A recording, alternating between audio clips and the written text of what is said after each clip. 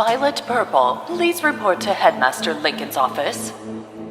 The announcement blared through the hallway speakers. Oh, crap, Violet muttered under her breath. Why does the principal want to see me? Is it about the application and the weird things that I wrote? Please, God, tell me they can take a joke. Violet recalled the exact words she had written under the special skills section of the application form. Special skills. After all, what else was she supposed to do? Nancy wanted her to get into Lenaris, and for the same reasons, Violet never wanted to get into Lenaris, not even a little. She had poured her frustration into the form, writing that ridiculous nonsense without a second thought. Gibberish that no one in their right mind would ever take seriously. But now, here she was, outside Headmaster Lincoln's office. She took a deep breath and knocked. "Come in," his voice boomed. Headmaster Lincoln leaned forward, still smiling. "The application results are in. I called you in to thank you." Thank me?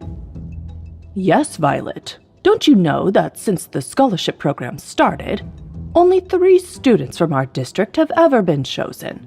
It's a huge deal. A once-in-a-lifetime opportunity. I wanted to personally acknowledge your achievement. Achievement? A creepy feeling started to crawl up Violet's spine. No way. She refused to even consider it. Headmaster Lincoln, totally oblivious to her growing panic, pulled out an envelope. Congratulations, Violet. You've been accepted into Lunaris Academy. Violet's ears started ringing. This was impossible. There had to be a mistake. No one could have accepted her into any school with the offensive words she wrote, let alone the Lunaris Academy. Something was fishy, even after writing shit on her application. Everyone was shocked.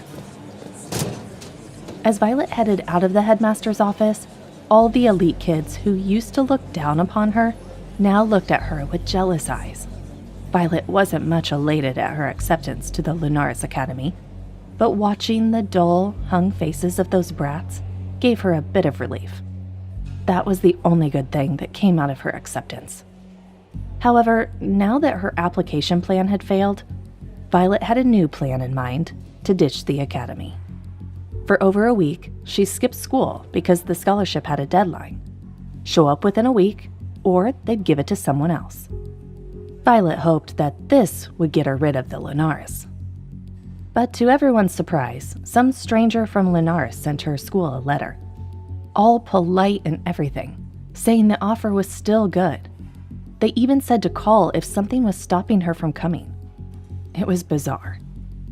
Lenaris wasn't usually this nice. It was like they were chasing her, like she was some VIP or something. Violet hadn't shown up at Lenaris for a week, but still, they hadn't given her spot away. Violet's school was surprised. Sure, she was smart and athletic, but there were way smarter kids at her school.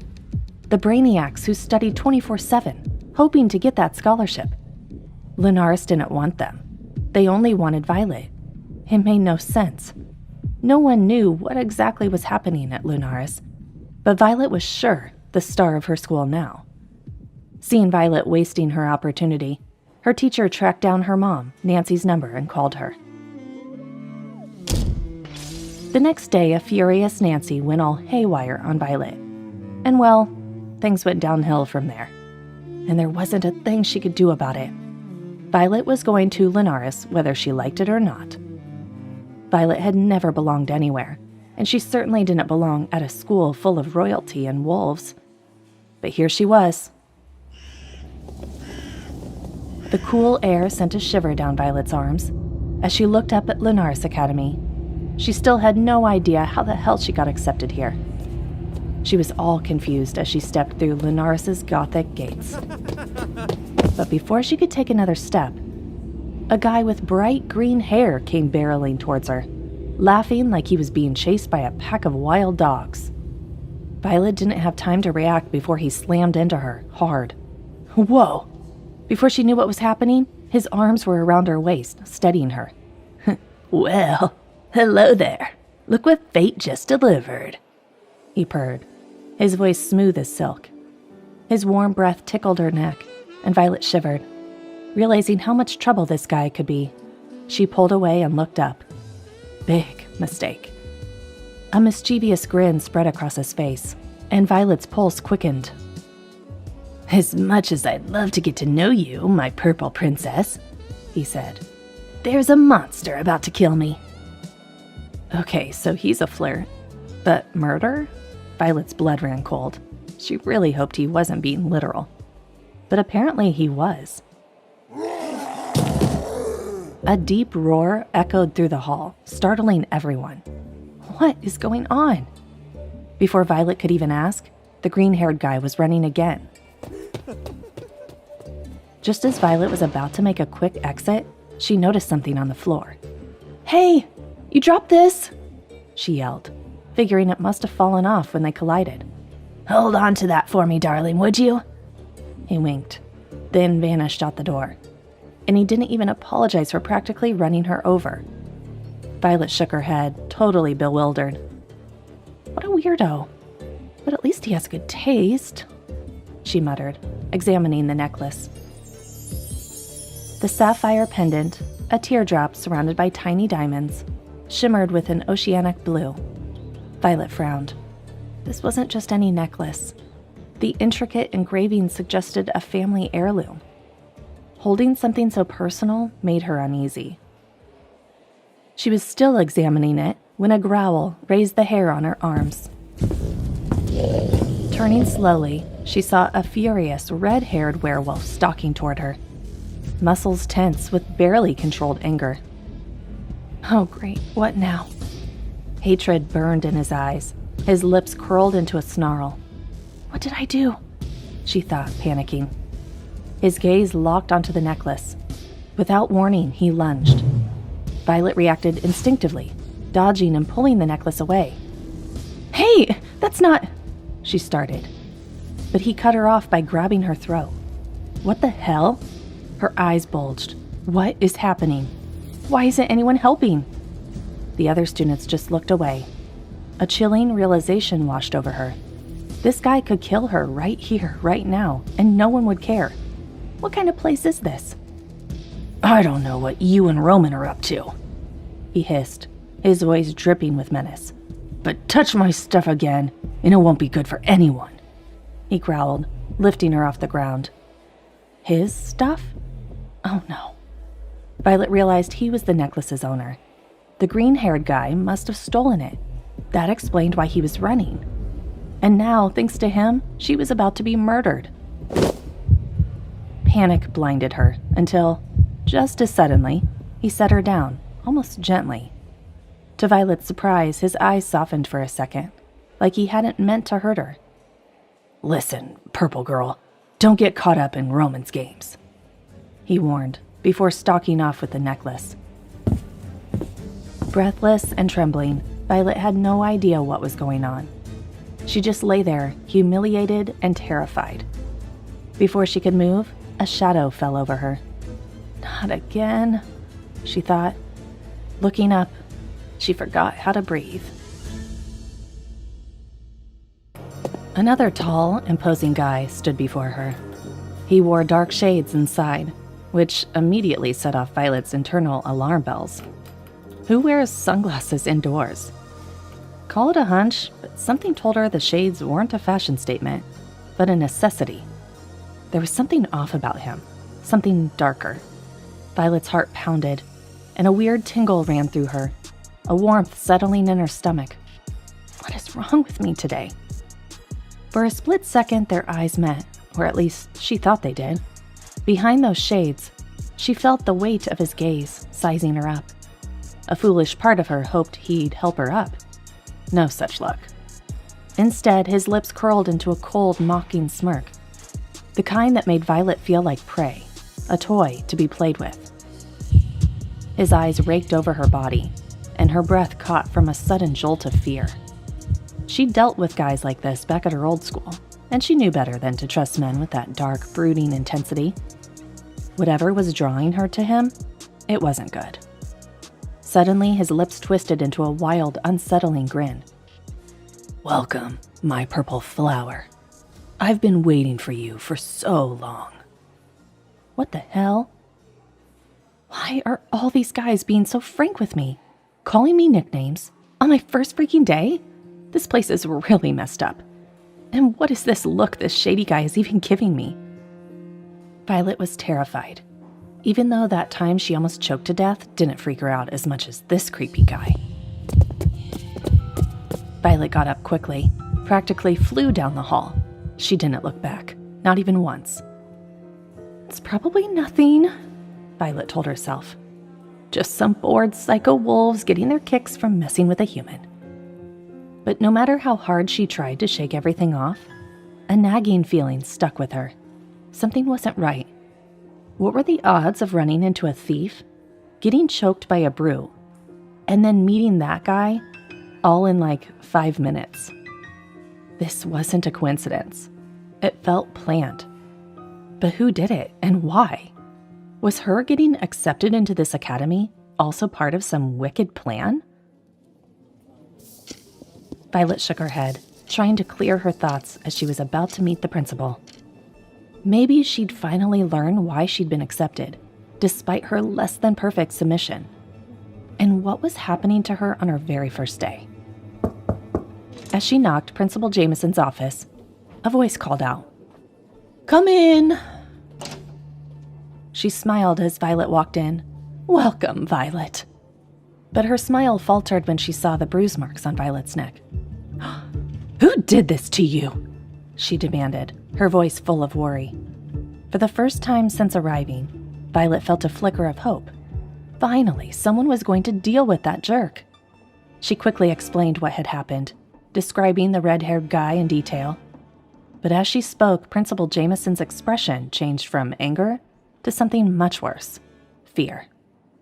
"You mean Griffin Hale did this to you?" Griffin Hale? Is that his name? Violet asked. "Yes, Miss Purple," Principal Jameson began, her voice suddenly cautious. "I understand you're upset, but what happened was probably just guys messing around. Things are different here at Lunaris Academy. It can get a little intense, but it's all in good fun." Violet's face hardened. "Messing around? Good fun? Miss Jameson, he practically choked—" Violet stopped mid-sentence. She kind of sensed that even Principal Jameson was powerless in front of those snobby, rich werewolves. Violet didn't even ask about the mystery of her application, as she figured Jameson was no more than a puppet. She swallowed her anger, but not her need for payback. Jameson might be afraid of them, but Violet wasn't. She had no clue how she'd get revenge on those guys, who could snap her like a twig, but she'd figure it out. She always did. "Were you saying something, Miss Purple?" the principal asked. "Oh, no, Principal Jameson. All good." "I'm sorry you had such a bad experience, Miss Purple," Jameson said. "But trust me, the boys aren't always like this. I'll have your student guide, Catherine, come get you. She'll take you to the infirmary to get those wounds checked out. Classes are almost over for the day, so you can start fresh tomorrow." Principal Jameson walked to her desk, picked up the phone, and called Catherine. A few moments later, Catherine, her student guide, arrived. Violet left with Catherine for the infirmary. On the way, Catherine handed out a box to her. "That's your Lunaris welcome pack. Go ahead, open it," Catherine urged, seeing Violet's questioning look. Violet unzipped the bag. Along with a stack of textbooks, there was a sealed package tucked inside. When Violet pulled it out and saw the logo, her eyes went wide. "No way," she whispered, holding up the sealed phone box and looking up at Catherine. Catherine smiled knowingly. "We get that some of our scholarship students come from less well-off areas, so we give out free devices to help students learn here at Lunaris Academy. Here, just log into the Lunaris Academy app," Catherine explained. "The school has free Wi-Fi. Feel free to use it." Violet couldn't believe she held a touchscreen phone in her hand. She was finally feeling a bit happy about coming to Lunaris. "Okay, Now let us get you to the infirmary and get those wounds checked, Catherine chirped. They entered the infirmary ward just as a healer was tending to a student with fresh burns. You can't keep doing this, Alaric, the healer scolded. I'm fine, the guy with the wounds muttered. He is Alpha Alaric, Catherine whispered. Violet's eyes landed on him, and everything else faded. When their eyes met, something sharp passed between them. As he brushed past her, their arms touched briefly, and a spark jolted through her. Violet froze, stunned. Alaric looked at her with a sparkle in his eyes. They were interrupted by another healer who came in to check on Violet as Alaric left. It's nothing serious. You're good to go, the healer said, handing her some painkillers. And then Catherine took Violet to the hostel room. Welcome to the West House, Violet. This is your home now. And over there are the other houses, east, south, and north. Oh, Violet breathed, staring at the impressive buildings. Miss Purple, you see, this school is all about hierarchy. Human or werewolf. Everyone forms packs in their houses. The 4 strongest cardinal alphas study here and run those 4 houses. Everyone else follows their lead. They are basically gods here. Violet sighed. She had already seen the glimpses of student power on her very first day. Catherine continued. The West House you are going to be in is run by Alpha Asher Nightshade. Asher Nightshade? Violet echoed, intrigued. Who is this guy? Don't worry. Catherine interrupted before Violet could ask anything else. Everything you need to know is in your phone. Plus, your roommates will fill you in. Go meet your roommates. As Violet entered her room, her roommates looked at her with surprised eyes. No way. It's really her. One of them sounding shocked. Violet raised an eyebrow. Why did everyone at the school seem to know who she was? Hi, I'm Violet, she said, meeting their gaze. Hi, I'm Alice Parker. A girl chirped. It's so nice to meet you, Violet Purple. Violet blinked, totally surprised by the sudden friendliness. And that's Lily Fairchild over there. Hello, Lily greeted with a wave and a welcoming smile. And the grumpy one over there is Hazel Sterling, Alice said, pointing to another blonde who looked permanently scowling. When their eyes met, Violet immediately felt the dislike radiating from Hazel. Alice leaned in closer to Violet. Hazel's just jealous of you. Violet frowned. What do you mean she's jealous of me? She asked Alice, then turned to Hazel. No offense, but we literally just met. Why would you be jealous of me? That makes 0 sense. Offense taken, Hazel spat.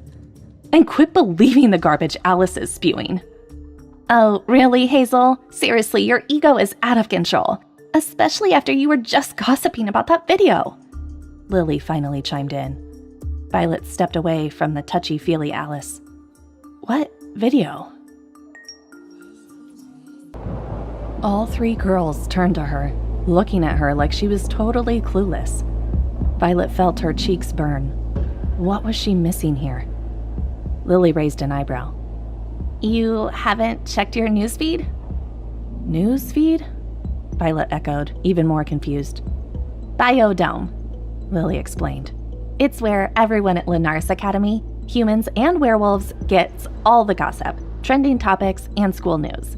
It's the official school network run by students. And yeah, you're kinda trending right now. What the hell? Violet's mind raced. This was not how she wanted to find out, whatever this was. Before she could even grab her phone to search for this biodome thing, Alice had hers out. She moved closer to Violet, showing her the screen. With a few taps, Alice searched for the video using Violet's name. And there it was. Violet's eyes widened as the video started playing. It was a clip of Griffin manhandling her.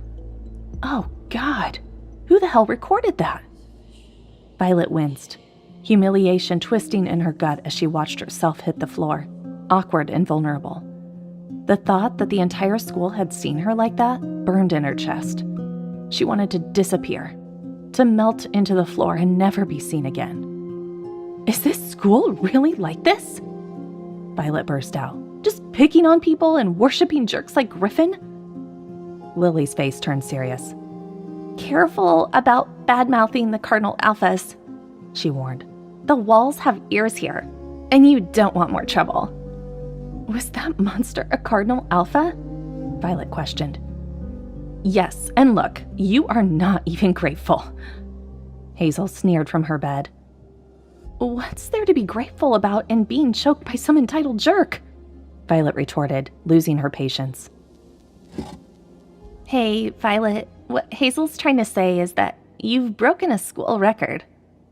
Violet narrowed her eyes, skeptical. What are you talking about? It's simple. Our Lunaris Academy has a point system for academic ranking. Well, socially, it's the same among the students. We have our own hierarchy. And logically, as the last student to enroll, you should be at the bottom, the Omega, the runt of the pack. But here you are on the Luna board, on your very first day. Luna board? Violet was confused again. Yes, Luna board is the ranking system for the girls here. It represents how close a girl is to becoming the Luna of the Cardinal Alphas, Alice declared, tapping the screen. And look, you have been ranked as number 20 on your very first day, after just one encounter with Griffin. Do you even realize how impossible this is?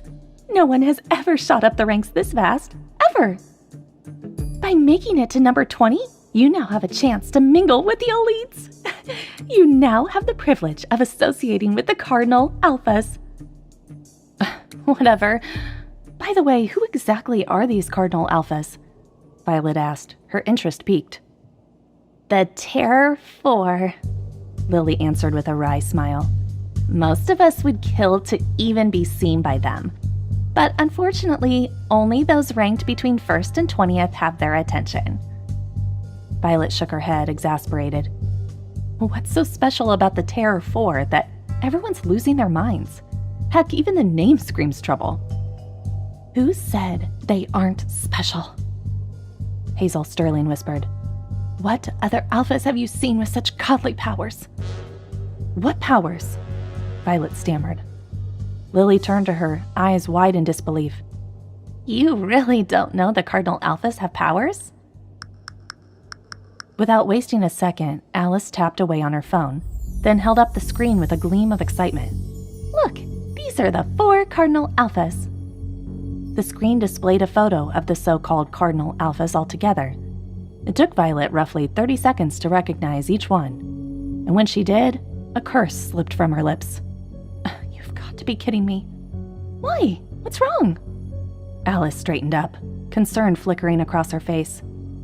This guy. Violet jabbed her finger at the green-haired alpha. He's the idiot who gave me Griffin's necklace, and then Griffin nearly choked me. Violet then pointed to the photograph of Alpha wearing shades. And then this creep just stared at me with his glasses on. You mean Alpha Asher Nightshade? Alice asked. What? Alpha Asher Nightshade? Is he Alpha Asher, our house leader? Violet's voice came out in a croak, dread knotting in her stomach. This can't be happening. Yes, he is Alpha Asher, the leader of our West House, Alice confirmed, solidifying her fears. Damn. Violet's stomach dropped. This guy didn't even help her despite being their so-called leader? How ironic and sad. Completely oblivious to the turmoil brewing inside Violet, Alice continued excitedly, pointing to another figure. And here's Alaric. Isn't he so handsome? Even amid her anxiety, Violet's eyes fell on the picture, and her breath hitched. It was him, the guy she'd met at the infirmary. Alice continued. These Cardinal Alphas were all born at the exact same time. Some people say it was a major celestial event. Rumor has it, this was the moon goddess's way of clapping back after humans committed mass murder against the she-wolves, wiping out almost 90% of them. The Cardinals were given their powers to bring humanity to its knees, get revenge, and reclaim their spot as leaders. Violet was supposed to laugh off the stories, but a shiver crawled down her spine. If humans knew what the werewolves were planning, why let them get so powerful? Why pretend they were equals when they were clearly predators? She didn't have the answers now, but she also knew this wasn't the place to ask. Alice swiped to a solo picture of Griffin. Violet's jaw clenched, the memory of his assault still fresh. But Alice grinned. "Look, Griffin Hale, your handsome brute." Violet shot her a withering look. "He's the alpha of the East," Alice continued. "Crazy strong, stronger than most werewolves. He can smash through anything, and his senses make him lethal. If he's mad, he can knock you out with a shockwave punch." Violet rubbed her neck where he'd grabbed her. If that was true, she was lucky to be breathing. Alice swiped again. "This one is Roman Draven, alpha of the South. He can shapeshift into any animal. Hawk, lion, wolf, you name it. Super versatile in battle and stealth. He's also a total flirt, but girls eat it up." Violet grimaced. "Ew, no thanks." Alice smirked. "Also, Roman and Griffin hate each other."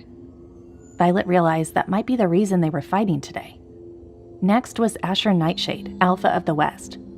"Asher is," Alice started, "the last alpha you want to meet. He's a total psycho.